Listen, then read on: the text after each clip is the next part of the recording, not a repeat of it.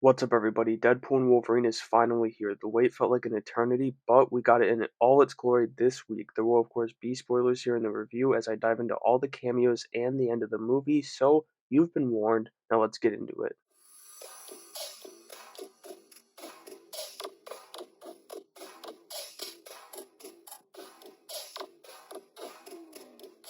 I'm going to start it off here with a quick story rundown, not every little detail, but a broad stroke of the movie, then I'll dive into my thoughts on it all. The movie opened up with arguably the best opening scene in the MCU as he immediately says they're going to disrespect Logan's legacy, but it's of course a bit. He breaks out into a big time rush, meets Deadpool dance/murder sequence, and takes down just about every agent that the TVA sent after him with Logan's Wolverine's adamantium bones. Then we got the Deadpool classic Rewind and a Happy Hogan cameo, which was a nice surprise for me. That one didn't make its way to me actually, so it was a nice just having a couple surprises still after I wanted to know everything and kind of thought I knew everything before the movie. After a bit, the TVA comes again. Well, it's for the first time really as they take Wade back to the TVA, which this movie did a great job keeping consistent with Loki. Anyway, Paradox shows Wade the MCU and possibly his death in Thor's arms as Wade salutes Cap, and it was just such a funny, weird sequence. And the Thor stuff is kind of really interesting, but then yeah, Paradox ultimately shows his true villainous self, and Wade decides to stop him. So he takes the time pad from Paradox and goes to find a Wolverine to save his world, but really to save his family. We get a ton of Hugh Jackman Wolverine variants during this, like comic accurate short Logan with with Hugh's head on him, which was so goofy, but it was so damn funny and perfect. We got like a true old man Logan, real gray. And then he was Patch, who he did end up playing, and we didn't think he was. We thought that was Daniel Radcliffe, who wasn't even in the movie at all. We got like a futuristic type of Wolverine, kind of like apocalyptic too, and then a brown suit Wolverine with a brief fight against Mark Ruffalo's Hulk. I'm sure there were a couple more Hugh variants in there too, but there were so many cameos. My brain, it was melting, and also we did in fact get Henry Cavill's Wolverine as Deadpool absolutely torched DC. After they fail to stop Paradox, they're both pruned and sent to the Void in order to keep his operation secret from the rest of the TVA. They immediately fight each other here, which was so cool, especially seeing Hugh's Wolverine charge on all fours again. Then they encounter Johnny Storm, and if you've been around the channel, this is one of the cameos we've known about for quite some time, and Chris Evans knocked it out of the park in his return. But then Pyro, Toad, Sabretooth, and the rest of Cassandra's goons come rolling up to bring them in. Pyro takes Johnny out because Johnny's attacks are literally useless against him 10 out of 10 times. Then Sabretooth hops down to fight Wolverine and gets his head chopped off before Toad traps the dynamic duo. From there, we go meet Cassandra Nova. Emma Corrin was such a great pick for this role, but I'll get into that more later as Cassandra makes a hell of an entrance, quickly killing Johnny after Deadpool runs his mouth. Deadpool and Wolverine do manage to escape this chaos though, as Eliath comes in to collect his rent. After they land, they stumble across Nice Pool, or Samurai Pool as we were calling him before the movie, and Dog Pool, who was just the absolute best. Once they got the car, the van that Deadpool hates, uh, they're back to bickering and fighting, and this fight in the van fucking ruled. It seemed that fight went on for like a full day too as they wore each other out, and then we meet the Resistance. That team, it featured Jennifer Garner's Elektra, Wesley Snipes' Blade, Daphne Keene's X-23, and Channing Tatum finally getting his Gambit appearance in a full comic accurate suit too. The Resistance takes on Cassandra and her goons as they try to get Deadpool and Wolverine inside and get their proper ending, aka proper send-off, for a lot of these returning Fox characters. They diced Juggernaut up to get his helmet for Cassandra so they can block her powers, but when they get it on her, Pyro shoots her as he's working with Paradox and the TVA. The dynamic duo take the helmet off Cassandra because it's what Charles would do, according to Logan, and it really is what Charles would do, and she spares them and even sends them home to Deadpool's world.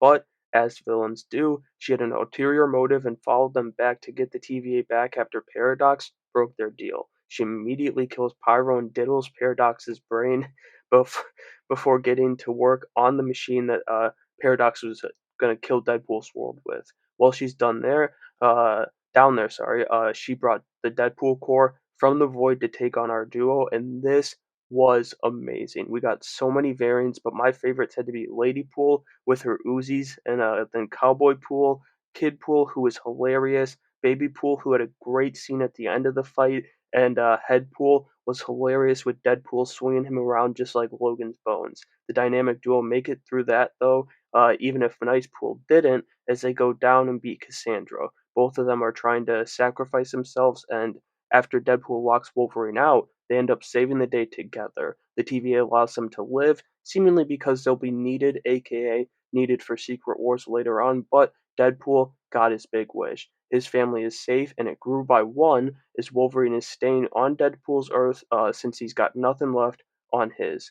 Then, before we get into my thoughts, real quick, the post-credit scene wasn't anything serious here, just Deadpool back at the TVA, and he's replaying altered footage of their ride to Cassandra's, as he's simply an innocent man. Johnny Storm, he earned his death if you ask me. And just one more stop before we get into my thoughts on the movie, I wanted to thank you for stopping by the Nerdverse. I hope you enjoyed the movie and are enjoying the video so far. And if you are, I'd appreciate it greatly if you subscribe to the channel to show your support in the freest and easiest way possible. Thank you once again. Now let's get back to the movie. Alright, I'm gonna get my cons out of the way first here. I have two that are like semi cons, and that's it. I loved this movie, but the visuals were a thing that didn't really work that well for me. It's not that they were bad necessarily. It's kind of like the Flash movie where they have a certain style they're going for, and here in Deadpool, it only works in some scenes. Others needed a different style because they did get a little goofy, which again maybe was the point of this, but it didn't land for me. We'll see if anything changes with that when I see it again tomorrow. Then the only other thing is that I thought Cassandra Nova could have used a little more screen time. The casting of Emma Corrin for this role was so damn good, but like Deadpool villains tend to, she doesn't get enough focus in this one. Like, we get all her backstory about Charles and the womb as just dialogue, when that could have been the craziest visual of this movie, and it's perfectly weird for a Deadpool movie. But that's it. Those are my only two cons, and they barely affected my experience. First and foremost, with this pros section, major props to the cast, but especially Ryan, Hugh, and Emma Corrin. Those three were unbelievable, but Matthew McFadden was also a hilarious addition to the MCU. I gotta say, Chris Evans as Johnny Storm and Daphne Keane as X-23 were my top two cameos, though, as seeing Chris Evans back as the playful Johnny after so many years of Boy Scout Cap was a true joy, and also so many horrible movies after Endgame. And then Daphne, she's just amazing. But at the same time, Wesley Snipes was damn good with him and Ryan playing into their real life beef in the movie. The core of every Deadpool movie, though, is the heart, and this one, despite the cameos galore, had just as much as the first two. You know, the first was saving Vanessa, the second bringing her back from death, and now this third one steps it up to saving his whole family, and as he says himself, his jokes don't get in the way of that. Hugh joining Ryan finally in a movie also gave this a boost as he brings it during the emotional scenes, and that scene with X-23 that they put out in the final trailer so that Daphne could go to the premiere got me once again in theaters, and it was actually a little different in the movie too. The comedy also worked great for me. Really, all the emotions did. Like, there were multiple times where I was catching my breath from laughing too hard. The people around me were doing the same, and the entire theater that was sold out was loving it. Brian was absolutely relentless with everybody. I mean, Fox, Marvel, Disney, Wesley Snipes, Channing Tatum, Hugh, politics, everything in the world. It was fucking crazy. His brain is truly one of a kind, and maybe the best scene of this movie was it's early on in the movie when he's in the TVA and he just goes full bull in a china shop ranting about Fox. It was just so damn good. Then I really liked the suits in this movie. Even Gambit's comic accurate suit, it looked good despite Channing Tatum being about a decade too late to this role. But you know, that's okay. It was fun seeing him finally get to do it, and we'll get a proper one in the MCU. It's just a fun cameo for him. But all of the Wolverine suits were phenomenal. Deadpool's MCU slash TVA upgrades made his suit even better. Which, speaking of, Deadpool core was awesome, and Peter Pool came in to steal the show at the end. That was one of the most disturbing things that I've ever seen. Johnny and Cassandra also had really cool costumes. Johnny's was simple, but I liked it, and Emma Corrin actually talked about hers recently, and she was talking about the top of Cassandra's, not her trench coat, but the actual top. It's made of belts, which is crazy. These costume departments are getting so inventive these days. It's amazing. Finally, it's not a Deadpool party without a banger soundtrack. It was perfect as usual because Ryan Reynolds, he just gets it. Like that opening scene that I said was Big Time Rush meets Deadpool, like that's not a diss or anything. That's a good thing because it seriously might top the Guardians of the Galaxy's openings. Like listen, it might be recency bias. I'm fully admitting that because those first two openings from James Gunn are great, but this intro and dance sequence with the action on it was fucking hilarious. And so that'll do it for my review of Deadpool and Wolverine. It felt like a fever dream until the previews ended, but it's finally here and it truly is glorious. I don't think I can give it a 10 out of 10 as much as I might want to, but I'm going to say a 9.5 because I was laughing way too hard to give it anything lower than that. Let me know what you thought of this movie though down in the comments below. Make sure you have a great day.